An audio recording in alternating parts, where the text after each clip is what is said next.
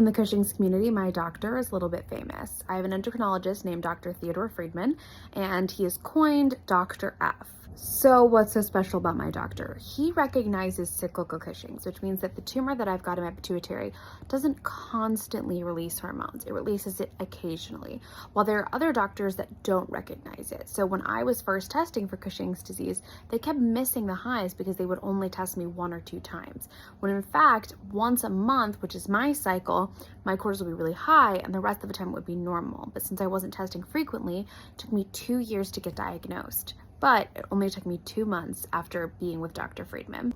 This summer, I interviewed Dr. Friedman to find out a little bit more about what he does that's different from other doctors and why people might want to choose to go to him as their doctor. He does see patients virtually, and he does LabCorp in order to get all of the labs that he needs, as well as doing saliva, urine, plasma, all of that kind of testing for cortisol.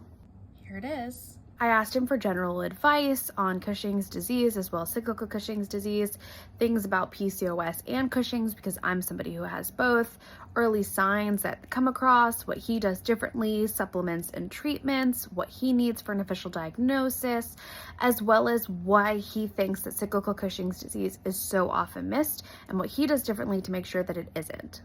If you want to read this interview, it's going to be in the caption as well as in my bio. So let me know what you think in the comments. I'd love to hear if you have any more questions for Dr. Friedman. I'll be happy to tag him.